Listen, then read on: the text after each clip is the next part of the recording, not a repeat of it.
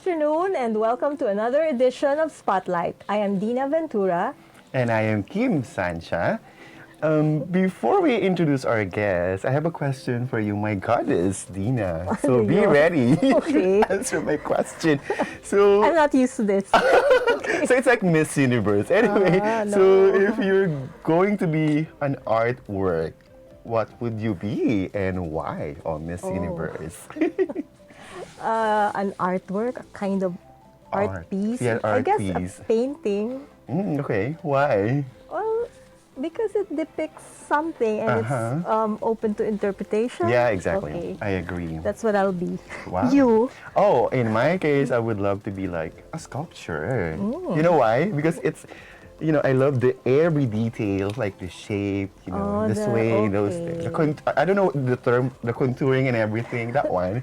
So that's why I would love to be a sculpture. Sige. So, anyway, the reason why I'm asking you is because our guest has something to do with art. Okay. So, an abstractionist. Big names in art, Yeah. actually. Oh, yeah. Sorry. And you're actually the abstractionist and managing director of Galerie, Joaquin. So let us welcome Edwin Wilwayco and Jack Teotico. Yeah. Good afternoon. Good Hello, good afternoon. afternoon. Okay. Hi, my name is Dinah. And I'm Kim. Yon. We are with two very special people in the art world. Yes. Kim, we're so honored. Yeah, I love art. Yes. Good afternoon, Dina. Good afternoon, Kim. It's a great honor and pleasure for us to be here in your program today. Thank you for joining us. Mr. Wilwayco. Hello, Dina. Hello, Kim. I feel so honored to be part of your show. Ang ganda ng background niyo po. Art. Super art, The diba? colors, di ba? Oo. So anyway, let's begin. Syempre, everybody's curious that exhibits are still being mounted even during the pandemic. So let me ask you, as artist or managing director of an art gallery, how has the pandemic affected you? And as an artist also for Mr. Edwin Wilwayco, how has the pandemic affected you? Your work, personal, your work, everything. Yeah, Dina, I'll answer the first question. How has the pandemic affected the art gallery industry, the art industry? Actually, what happened is that because of the lockdowns, many artists have really had a lot of time on their hands. So they were able to make more works, They had, they were able to focus and concentrate, and a lot of them came up with great body of works. So that was one of the first positive things of the pandemic, So sometimes although there's a really difficult part of it, and it was, of course, tragic for many, there's also some of the good effects, and that was one of them. The second is that many of the people in the art industry and the collectors, what happened was that they had more time on their hands. They were locked down in their houses, and I guess what they wanted to do was, cheer up their surroundings. And so what happened was they wanted to improve their homes, so that there was actually a great interest in home furnishings, mga furnitures, mga interior decor stuff for the house, even plants. Plants were really a big thing, and I think up to now it's still going on. People got very interested in plants. And then also, in a way, the art industry was also affected because collectors, they were able to answer their, look into the online galleries and explore other interesting artworks. No? So in that sense, that the art industry, unlike the other industries, tourism or service industries, the art industry was a bit stable, even during the pandemic. Yeah, I wouldn't say it was a bonanza, but at least there were some business that occurred. Okay. Yeah, I suppose even before the pandemic, art galleries were doing well because of all the real estate developments? Would you say that's true? Yeah, alam mo, Dina, I think it's also related to the economy, no? When the Philippines was one of the, I think the second fastest growing country in the world before the pandemic, next to China, no? And so because of that, art naman is something that's also related to the economy. When the economy does well, then more houses are built, and there's a little more um, um, income or money to be spent on things like like art or even watches and cars and all that. So people wanted, sorry, excuse me, people wanted to beautify their homes, Yeah. and because of that, the art industry was doing quite well, even before the pandemic Pandemic. struck. But Right. wait, I'll have to admit, no, that when the pandemic struck and the lockdown happened, those were very difficult months for everyone in the art world too, because Okay. the lockdown, nobody knew what was going on, and everybody was frightened. They didn't know what the future was going to be like. So that was about a good 3 to 6 months, where we didn't know where we were. Okay. But in a way, after that, it started improving. Okay. And was Gallery Joaquin already online even before the pandemic, or did you just start to go online because of the pandemic? Well, actually, we were already online with Instagram and Facebook, and Viber is a very good tool for reaching out to collectors and to art aficionados, no. And interestingly, locally and even internationally, it's so easy, just a click away. So that was Okay. quite good, and we've been around for 20 years, no. Yes. So I guess there's a little bit of trust there. People knew our brand, That's and right. people knew the artist that we were carrying. So, and because we were already online, what we did was we stepped up. We became even more active online. Oh, that's right. Okay. Thanks to the technology, they were able to. Yeah, yeah, Kim, no, the technology is Yes. really wonderful, and all that, no. Yeah. Sige. What about the creative side? Yeah. Okay, may tanong ka kay Mr. Wilwayco? Um, Actually, I'm particular about the collector. You said earlier yung mga collectors are both local and international, right? And then you were able to reach it through Viber, right? So, meron ba tayong mga demographics like ages, how young, how old they are? Mga collectors? Yung mga collectors, mga bata ba? Yung mga ganyan? Kim, are you asking Edwin or me or? You can actually Anyone? answer both. Go ahead. Like, who's buying your paintings Yeah. now? And, di ba? Tama. Well, yung mga for it depends on the artist. Like Edwin, Edwin is a very established artist, no, in the abstract business. So his collectors are more the mature audiences, more the more the that those kinds of people, established people as well. Ganun. Okay. How about Edwin? Okay, what's the question for me, Kim? Regarding the art, I mean the demographics. I mean the collectors. So who are your the collectors, or the one who buys the artwork? Sino yung Bumibili, madalas bumili. kilala I think- mo sila? Having exhibited for the past, or having mounted 38 shows in the 38 shows, I think obvious for me that my collectors are of my age. Like I just turned 69. I think during the past 5 years, I think I'm getting collectors like in the range of like 40 or 30 plus years old. So I'm Okay. surprised that like a young couple are visiting the galleries and introducing themselves to me. I am surprised their age is something like sometimes 32, 33, some 35. Wow, okay. Oh, kasi naman, transcends. Yeah, It transcends. it's good to know age. that they are, that age, that range. Mga bata, I mean, they are, like art. So that's good to know from both of you, actually. So, Edwin, tell us naman about your art as an abstractionist. What kind of work is involved in making the kind of paintings that you do compared with others? Because we've interviewed other artists in the past. So, iba-iba rin talaga yung Yeah, the style. way they describe their work. How would you Uh, describe yours? I would say I am a risk taker when it comes to introducing new series whenever I mount shows.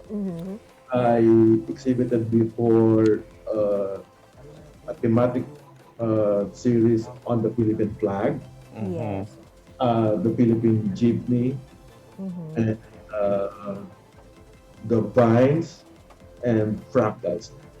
Because I don't like to be branded. When they look at my paintings, it's the same for the past 5 years. So what I mean by that is, I know whenever I think of something, my strokes, or I think whether you call it soul or the thing behind it, will always be there.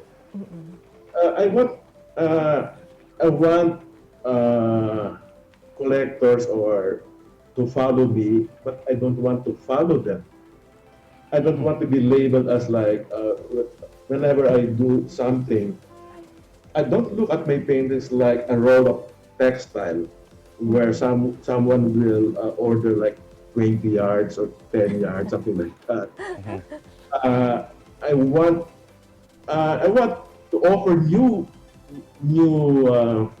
perspective into what I'm doing. Yes. Okay. Dina, I think what Edwin is trying to do is he doesn't want to be predictable, and he doesn't want to be a formulaic artist. Because some artists, when they have an artwork or a style that works, they just keep on repeating that for the longest time. No? And so there's nothing new that's coming out, but it's a repetition and the recycling of the old product. No? See, Edwin, what he's explaining is that he always challenges himself to present new things. No? Actually, in our exhibit, Edwin kasi is known for very colorful artworks. No? But in this one, he is presenting a very minimalist palette. No? Mostly black, white, grays, with of course some highlights of little color, no? But it is a big departure from his style. And the interesting thing is he's able to highlight this and present it in a very interesting manner. But, that's the beauty of abstract naman talaga. You can be very different from one painting to the next, di ba? Because it's all coming out from wherever it comes from in another artist. So with Edwin's work naman, I'm familiar, and it's been very different through the years. It has never been boring. It's always been something interesting to look at. So interested ako malaman kung bakit medyo muted or minimalist yung naging output mo ngayon. So, but before we talk about that, we'll just pause for a short commercial. Yes. Boto mo to, Halalan 2022, the Daily Tribune special coverage.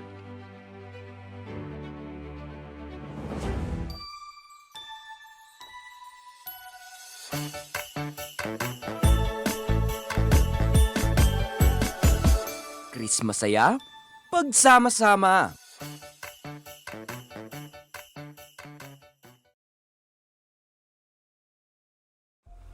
Ayon sa World Bank, tinatayang 4.8 hanggang 12.7 milyong toneladang plastik ang sumisira sa ating karagatan taon-taon.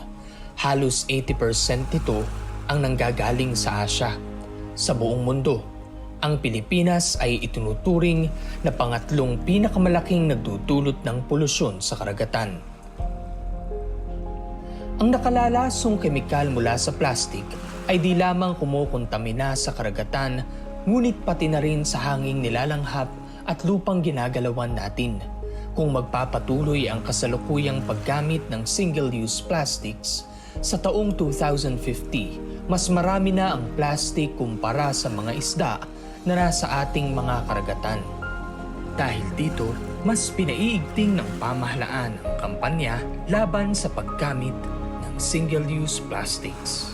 Nanganganib ang ating planeta. Iisa lang ito. Lahat tayo ay dapat kumilos sa lalong madaling panahon upang pangalagaan ito.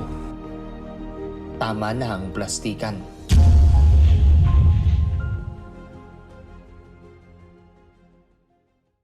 Bong, yung naumpisahan ko, tapusin mo. Mga bagong highway, tulay, tren, dapat ma-enjoy na kaagad ng mga tao yan. Kailangan lahat bakunado at laging may ayuda pag kailangan. Huwag dapat makabalik ang mga drug lords para ligtas ang pamilya. Yung ginawa mong malasakit centers, maganda yan. Padamihin mo pa. Magkasama tayo. Tayo ang nagsimula, tuloy-tuloy lang, Bong.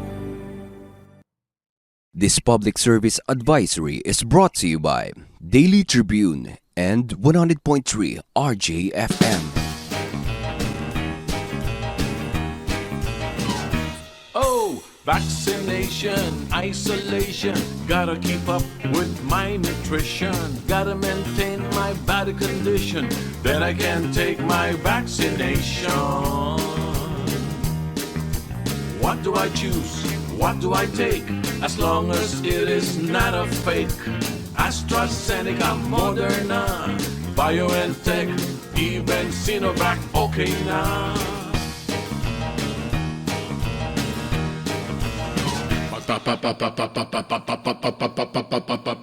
Babakuna ka ba? Babakuna ka ba? Babakuna ka ba? Babakuna ka ba? Babakuna ka ba? Babakuna ka ba?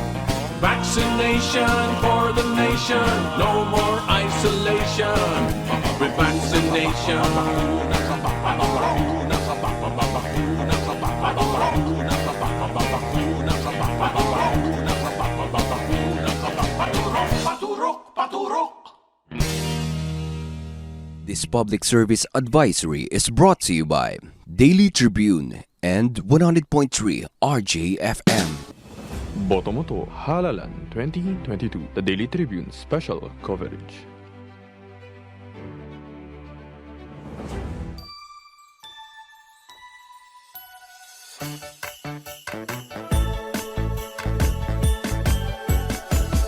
Chris Masaya, pagsama-sama.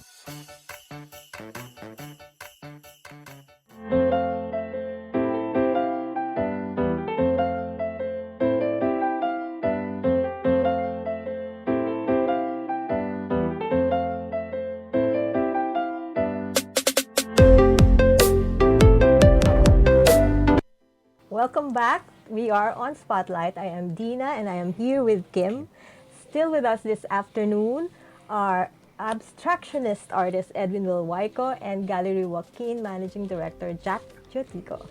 So before we pause for a break, we were asking Edwin, why did you choose to come up with the kind of works that you are now currently exhibiting at the gallery? I have exhibited, if I'm not mistaken, about 5 series inspired by classical music. Mm-hmm. Yes.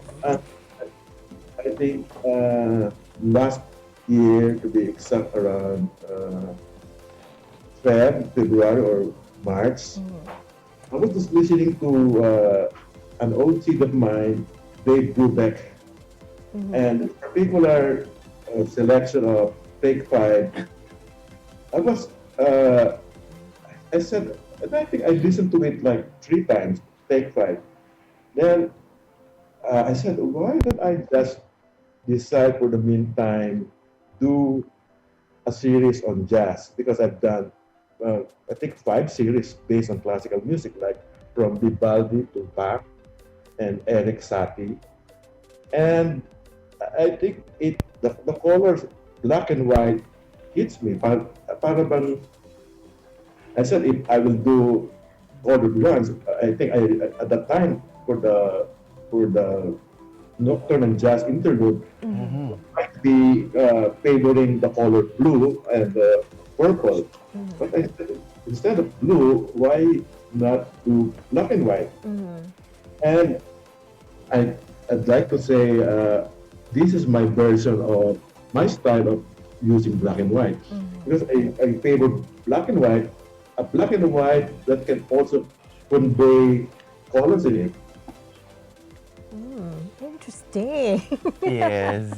So Mood talaga. yeah, with the music and he was saying the classical music, the Vivaldi and Bach. So that nocturnal jazz. So medyo familiar ako dyan. So nakaka-relate kahit pa paano. Kim, alam mo, may Edwin has a story, and I'll try to be the one to make kwento.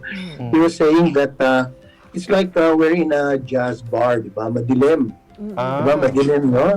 But at the same time, you can see the melody, you can see the colors. Parang you can see the colors of the music jumping up and down, depending on the artist. No? So I think that's what he's trying to do in this particular exhibit. It's very exciting, actually. Yep. With the music, with the background, the jazz music background. Tama ba? Yun, di ba? So, yun nga yan. So, we're gonna talk about the gallery. So, can you tell us something, or what's interesting about the gallery, Joaquin? Well, actually, nung pandemic, what we decided to do was try to reposition, no? We were given by the Ayala Group a very nice space in 1 Bonifacio High Street. It's so we called it Galerie Joaquin BGC. There was suddenly an opening of a very nice space, about 234 square meters, and we were very excited about that. It's very difficult to find a spot in BGC, because it's really such a bustling and very active location, no? Yes. So when this space was available, we really thought long and hard, because of course it's an investment, major investment, and a big commitment to keep it going through the years, no? But we talked to our investors, our stockholders, and our management, and they allowed us to proceed. And when I was already looking at the construction and we were ready to open, I was so surprisingly, it was a pleasant surprise that yung 1 BGC High Street is right beside the Philippine Stock Exchange. So I'm hoping many businessmen will be able to go and visit our art gallery there. Secondly, ang daming mga restaurants on each floor. The second, the third, the fourth floor. Tsaka may mga veranda, mga balcony. So I guess a lot of people will go and hang out. No? So, but we're keeping our fingers crossed. Nothing naman is certain in any business, or especially during these trying times. So with prayer and hard work and working with good artists like Edwin, and we have a good lineup of forthcoming artists, then we're hoping that it does well.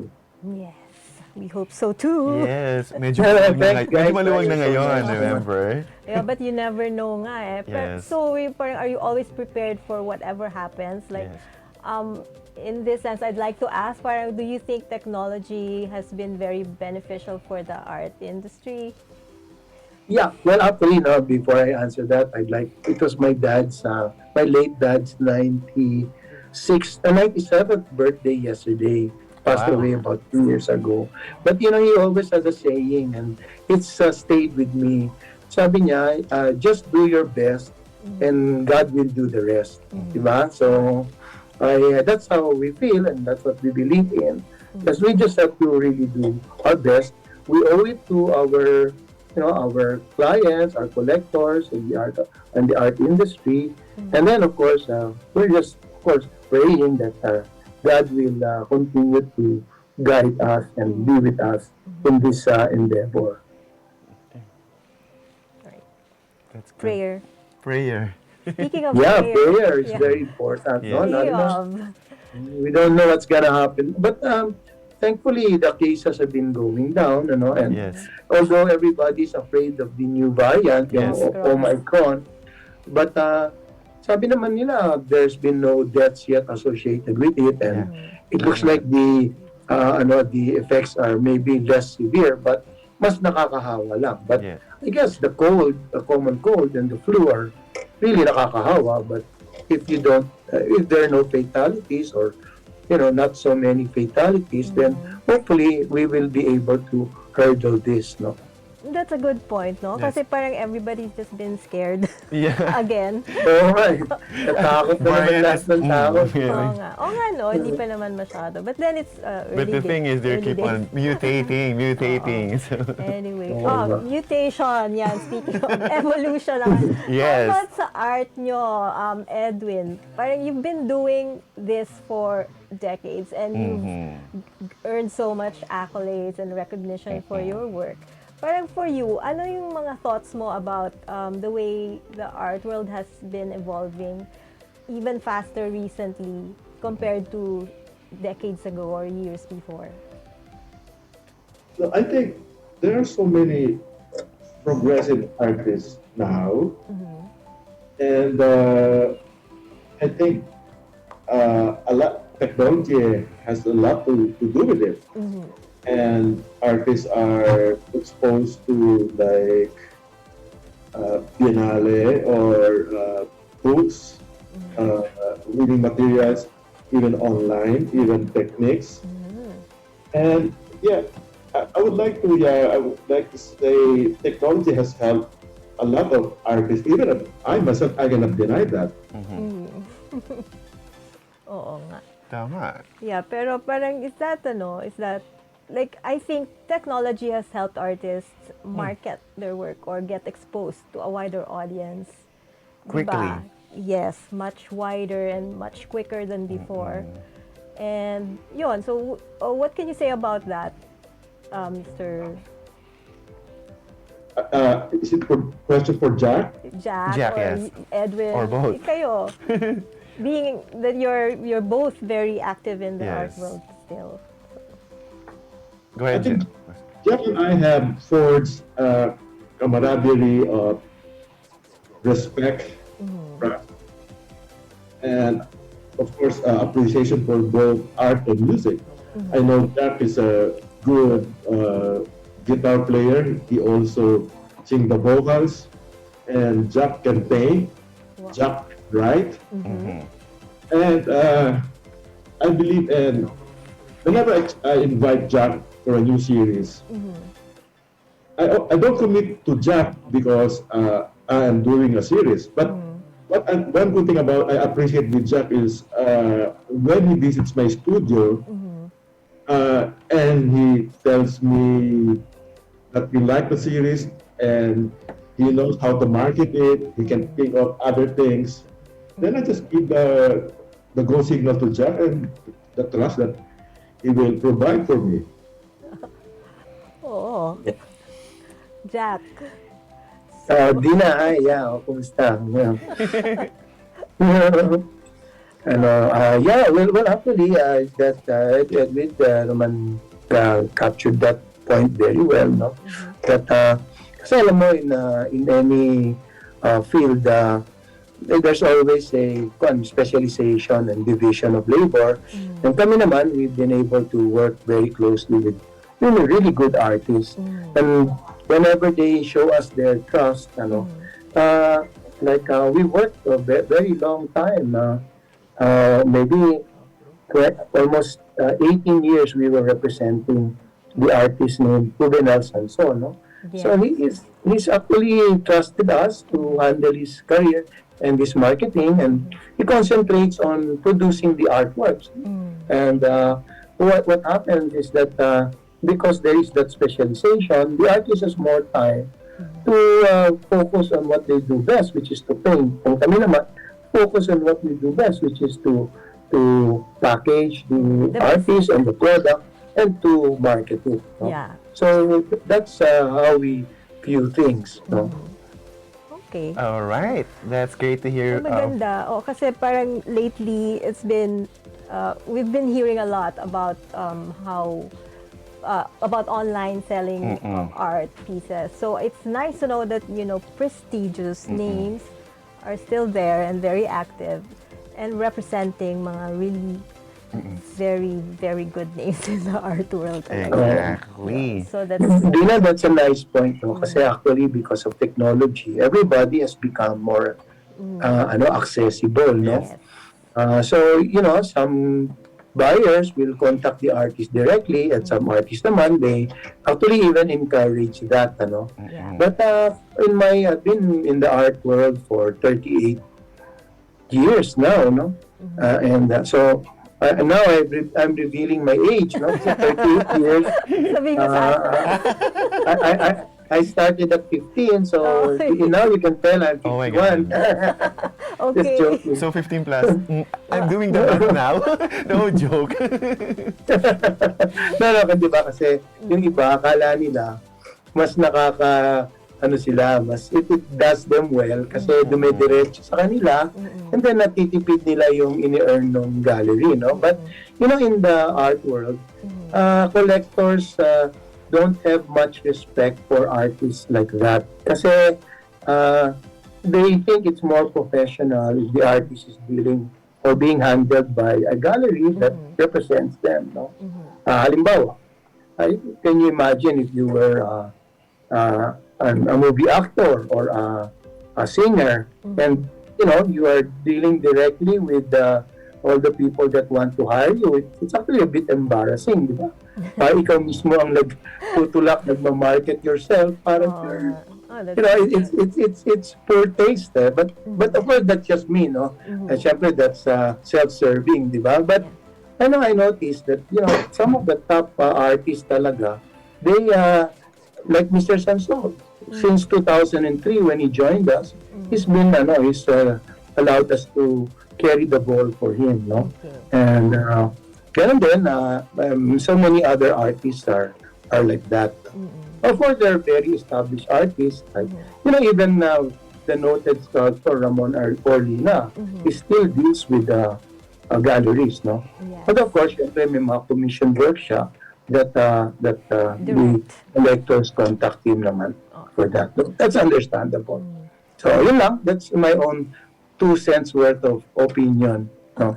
Okay. We'll ask naman for Edwin's opinion, but we'll just pause for another short break. Okay.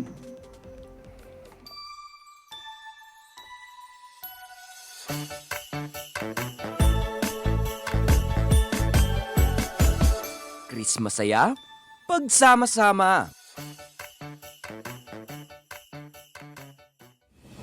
Botomoto Halalan 2022, the Daily Tribune special coverage.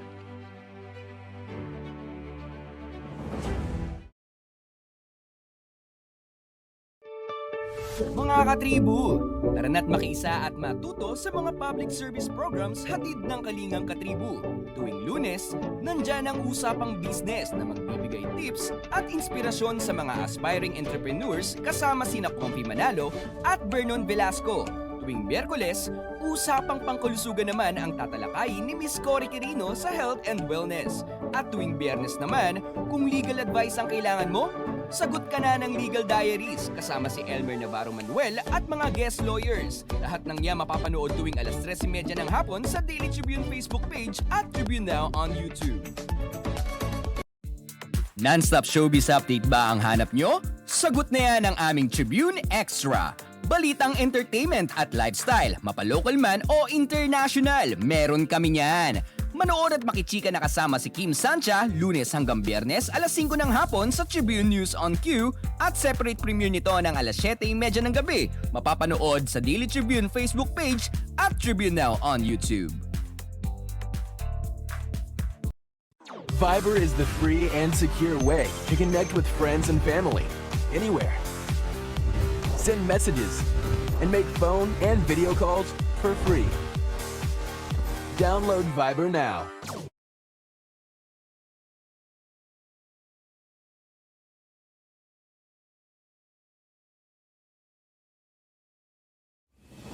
Boto mo to, Halalan 2022, the Daily Tribune special coverage.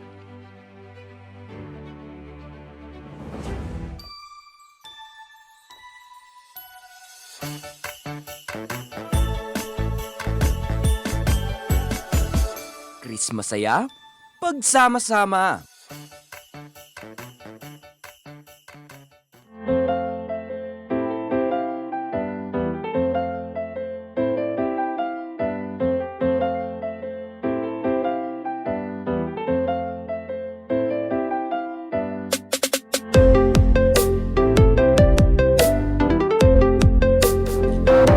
We are back on Spotlight. So we are actually joined by Jack and Edwin. So I do have actually a question. So what makes you passionate about your work? So for Edwin, in creating your art pieces, and for Jack, in managing and sharing the arts. Okay. What makes I'm sorry again, Kim. It's okay. What makes you passionate about your work? I mean, in creating art pieces. One thing I like about whenever I do or start on a new series, I have this feeling ever since that there is a supreme being. Because I'm saying this, when I look at my paintings, I know I cannot repeat what I have done. I've always, that gives me goosebumps, and sometimes I have teary-eyed, that I am, there's so much more to create, okay, especially now that I'm doing paintings inspired by music. There are so many, of course, we all know there's so many musical compositions offered to us or we're exposed to. That's why I think one of these days, I really don't know if I will be doing a series based on vespers or choral music. So, but I have a range of CDs from pop, rock, jazz, name it, to Broadway, to heavy metal. This is why of course, I'm the biggest one. I'm one of the biggest fan of the Beatles. So I have seen series on the Beatles done by other artists. That's why I said if ever I will do a series on the Beatles music, I have to prepare myself and pray about it. That's going to be different.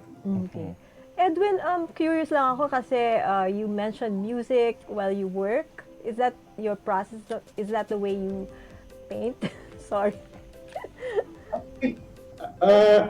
Dinah, it started with, if I remember correctly, it started with my series on Vivaldi, the Four Seasons, which I exhibited at the Philippine Art Center in New York. I cannot remember anymore when it was exhibited. Of course, I did a series on the music of Eric Satie, and I think 3 more.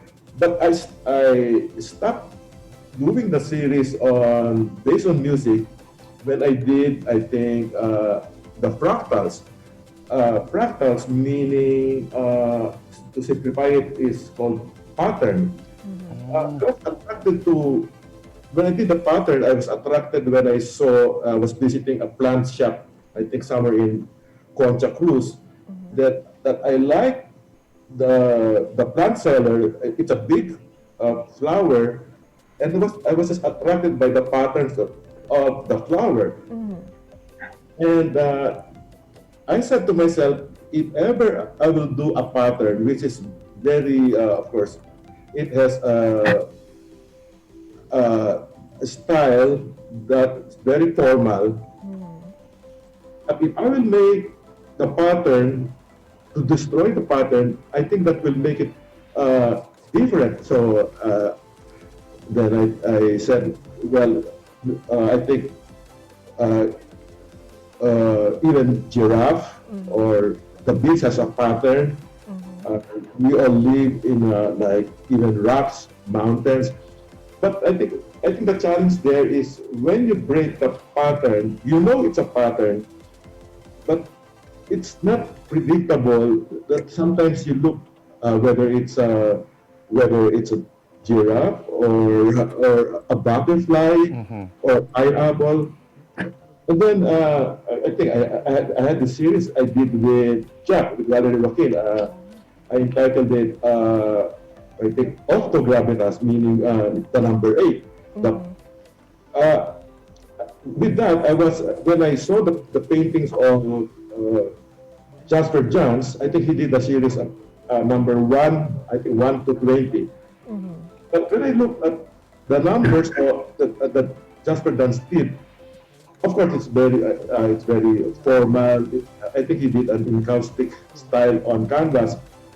Then I look at the numbers. I said, I think the number 8 is more challenging and it's more open to exploration. It's more dance-like, unlike with number 7 or number 6. I think that, and of course, number 8, it looks like infinity. Infinity.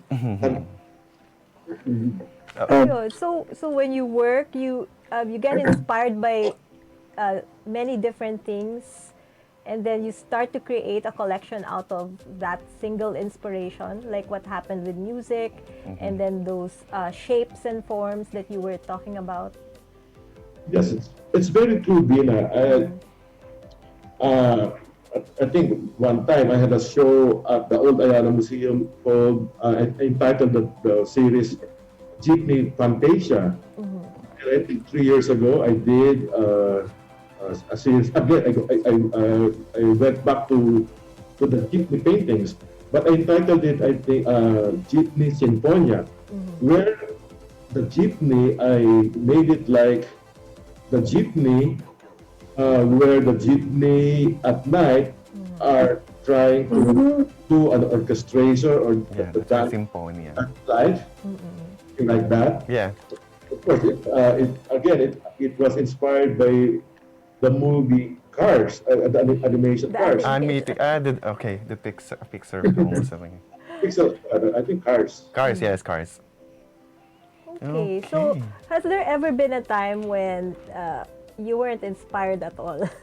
Yeah, I love that question. Yeah, that nothing struck you Yeah. as inspiring enough to make you pick up the brush and start. I think the right answer to that is when I'm just physically tired, Dinah. Okay. There. I always believe in work. Of course, after prayer. Because I think or the artists are given like a specific time where you have to create a body of work. Yes. Right. Okay, how long does it take you normally to finish a collection? Because I'm not sure if this is true with you, but some artists find it hard to finish a work. Like they don't know when it's done. Yes. Good question too. For you, how is it? Do you know when you're done? Do you allot a number of days to finish a work? Like hour, days, week, Yes, like that. it's Months, years. When I work on a particular series, I always work like sometimes 2 or 4 canvases at the same time. Oh. So why? Because there are times, or most of the times, when you mix colors, it's not. You cannot be sure that what you prepared will be consumed in one canvas. So I think what I'm trying to drive at is there will always be leftovers of colors, and of course, colors or oil colors are very expensive. So I try to work on experiment on other canvases, and it's so hard for me to tell. Okay, I can say when a painting is finished, when I think I can add something into it. I always feel, I think, the painting is done. Whether I say the painting is done, whether for you or Kim or Jack will say, oh, I think it needs retouching. But I always believe in, I have to please myself first. Oh. Artist. Happy with it. Fulfill beauty. I cannot force you or Kim or Jack to like the painting. I understood. Okay. Tama yun. Nag-get ko siya actually in a way. Parang satisfaction and beauty should, be with you. Ako naman, curious ako kay Jack naman because you're managing a gallery and you work with established artists. And do you have an idea, like, after all these years, if a painting will be popular or it will sell or it won't? Yeah. I think, parang what makes a good painting, parang ganun, di ba? Yeah. That's what you're asking. Usually it starts with a concept, di ba? What is the concept that the artist is trying to explain, right? Yes. So, like say, Edwin is saying that music is one of the starting points of his vision or his concept that he would like to convey, no? So it's very important that the artist should have a vision or a concept, right? That The second one is it should be something that nobody else has done before, right? Kasi, di ba, you notice that there are certain paintings na don't do very well because, or I mean, it's not very popular with collectors. These are usually artworks that are very common, di ba? Like, for example, if you paint roses on a vase, I mean, maybe millions of other artists can do that. So, why would you be interested in that, di ba? Tama. And then the third is technique. Kailangan marunong sila magpahid, marunong sila ng composition, marunong sila ng what it is that all the other elements about about technique, di ba? Kasi some people, they have a very nice concept, but they cannot bring it to fruition, no? Like this one is a picture of Mia with one of my favorite artists, the German expressionist Max Beckmann. Nako, ang galing ng technique niya sa figure drawing, di ba? But one of the most important to me is the emotional impact. Yes. Kasi, di na alam mo, pagka may nakita kang painting, tapos walang dating sa'yo, chances are talagang, yun na yun, wala yun, wala lang, di ba? Pag yung painting, wala lang, di ba? But if it hits you, wow, ang galing nito, or manghang-mangha ka, that to me is a successful artwork. One of the, I always look for that Kasi kami, in our business, it's very hard for us to sell an artwork by an artist we don't believe in, di ba? So I'll convince you, di ba? Kim, kunin mo to, maganda to, magaling ito, di ba? Pero yung pala, kami mismo hindi namin gusto, no? So, sa akin, very important yung emotional or even intellectual impact of the artist, no? Kasi dati mga ibang tao, akala nila, magaling na abstractionist na sila. Pagka meron silang texture at saka kulay, saka they just splash the paint on the canvas, di ba? Abstract artist na ako. But usually, pag abstract artist, ang unang tinatanong ko, pare, ano ba yung ina-abstract mo? Diba? Pag hindi nila masagot yun, naku, ano to? Di ba? Medyo fail, di ba? Kasi Edwin, kita mo, nasasagot niya. Na-abstract ko, music. Ba, right now, jazz, and then also nocturne, which is evening. Parang evening solitude, right? Yeah. That's what he's trying. Classical, nocturnal, and jazz. Oo, di ba? So, yun yung importante. Kasi kung walang emotional impact sa'yo, parang bakit pa, di ba? Tama. Bumili ka na lang ng poster. Di ba? Ayan, mga collectors, makinig kayo. Poster na lang. Di ba? Yeah, you have to know why you're collecting something. Yes. Diba? Not Usually, di ba, Dinah? Dinah. Right? So, may relation yan Collectors will collect something that relates to them, whether it reminds them of their family or their emotions. Yes. That maybe when they see a painting, it makes them feel love or tranquility. But it makes them serene or peaceful, or it reminds them of places they've been to, or when they see nice pictures of or paintings of flowers, they feel joyful, di ba? So yun yung importante, di ba? Yun yung mga iba, tira lang ng tira, di ba? Tapos, and then, pipirmahan nila, they give it a nice title, di ba? Maghahanap sila sa diksyonaryo o sa literature books, and then, ayan na, kunin mo na yan, di ba? Pero, collectors can see through that, di ba? Hindi naman sincere ito, or hindi naman matinik ito, di ba? So, I don't know, I hope I'm not boring you with my... No! Actually, we're having fun. Hindi kasi, like, people like us, we're not really experts in art or anything. But we like can that. appreciate art We naman. appreciate it, and then we Guys, follow your heart. If it talks to you, I think that's God yung to you, sinasabi diba? kong emotional impact, simple lang yan in a few words. If it talks to you, buy it, forget it. If it doesn't talk to you, kahit na napaka-famous ng pangalan ng artist, forget it. Kasi araw-araw, titingnan mo yung painting na yun, di ba? Sa bahay mo. Tapos wala naman palang say-say sa'yo, di ba? Huwag na lang. Diba? Jack, may tanong ba? I have a follow-up question. So, tama ba yung term, or can I use it to you guys? For you to work, merong bang, there should be a motivator or someone or something that motivates you to create an art piece. Ganun ba yun? Motivator ba yung tama, or motivates you? Ganun ba yun? More si Edwin yan, di ba? Kasi kami, I said it's important to us that we can relate to the artist and the artwork. Yun yung motivation namin. Okay. And we want to make the collectors feel happy, Kasi service ito Di ba? Kami, we never try to look at the commercial side of things, We're not gonna, magkano bang kikitain natin dyan, or ano.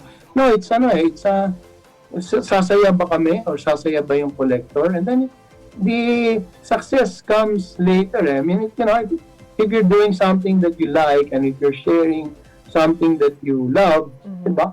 Then, I think success will follow. Diba? Yes. Ang iba kasi mali Ang hinahabol nila yung money, pera. Na, we have to sell, or I want to get a good price, or, I want material stuff. I learned that from Mr. Sanso. Mr. Sanso's one of the simplest, humblest, nicest guys, artists on planet Earth. But look at him, he's so successful all over the world, And he never really looked at that side of it. He just enjoyed what he was doing, and he wanted to share it. And so success followed after. Easily. Right. Yeah, tama yan for everything. And I think we can say the same thing about Edwin. He's been doing this for such a long time. Like and decades. Baka mag-reveal ka na ng Sorry. age. Don't even say decade earlier, but pero parang his work is always fresh. Parang there's always something. Masaya yung very creative naman si Edwin talaga. We were actually talking about the partition in between the green and the yellow-orange color kanina. Yung partition yun, di ba? Tama ba? So yun, we noticed that. Are you talking about the divider? Yeah, partition divider, yun. Yes, tama. Yeah. The screen. Saw that, yep. Screen or divider, yeah. Whatever. It spoke to him. It spoke to Kim. Okay, since we're having May emotional connection. Anyway. So since we're having fun, maybe we can Play a game na. Yeah, so just to make it more lighter. So since we're having fun na, di ba? So go ahead. Ako ba? Ikaw Yeah, na. ikaw na. Okay, so for this segment, we call it a fast talk. So parang we will say random choices, and then you give us your answer as quickly as you can. And Okay. then maybe a little explanation if you want. Okay. Okay, so fast talk. Work indoor or outdoor? Indoor. Okay. Drink coffee or tea? Green coffee. Jack. Okay. What Jack, about Jack? ikaw? Coffee din ako. Coffee. Okay. Pick nature or space as a subject? Sorry?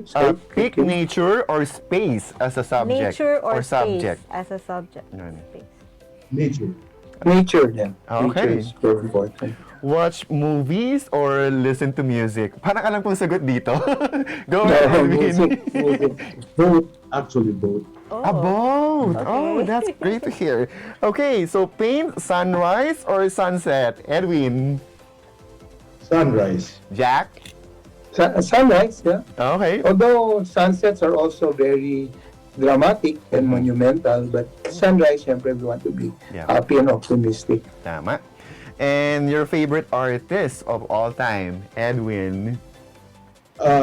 Picasso. Siyempre, expected that. Jack? Mahirap sagutin yan. Ang daming magagaling. Totoo naman. On the modernist side sa international, so many of them are really good, no? On the local side, of course, Juvenal Sanso, Edwin, because like I said, we cannot market artists that we don't like. I also like Marcel Antonio. Dominic Rubio is one of my favorites. Internationally, I like Max Beckmann. I like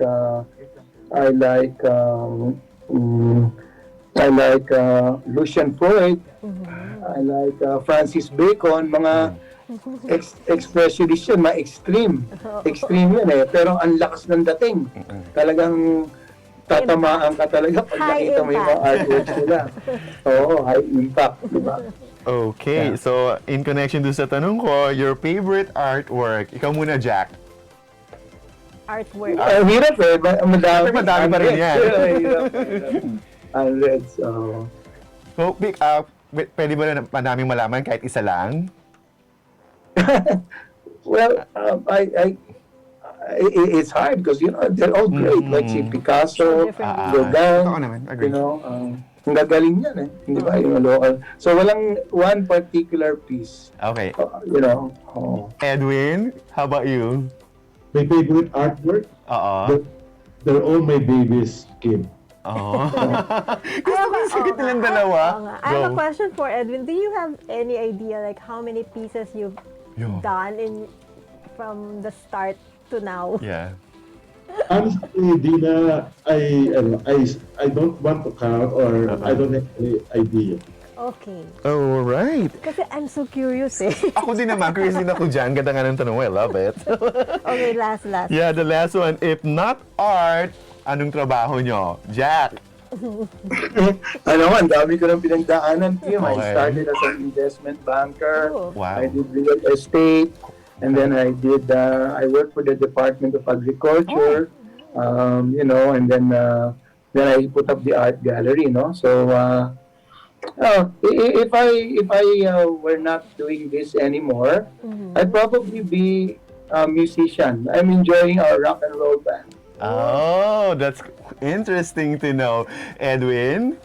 I'd like to be a conductor of orchestra. Oh, okay. Oh, ganda rin. So, gusto ko magtanong sa kanya dyan. So, since we're talking about art, music this time, meron ka bang gustong repertoire na i-conduct since you want to be a maestro, Edwin?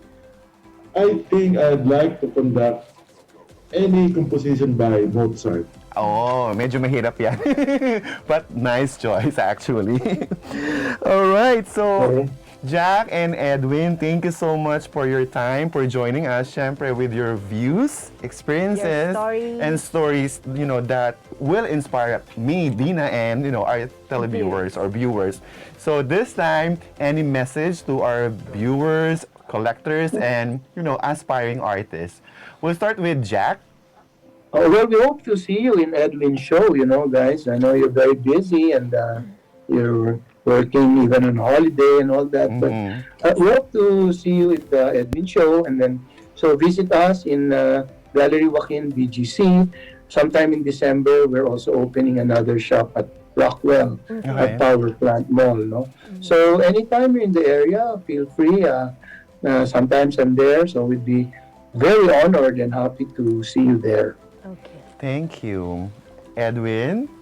I'll be honored by the presence of Dinah and you, Kim, Thank you.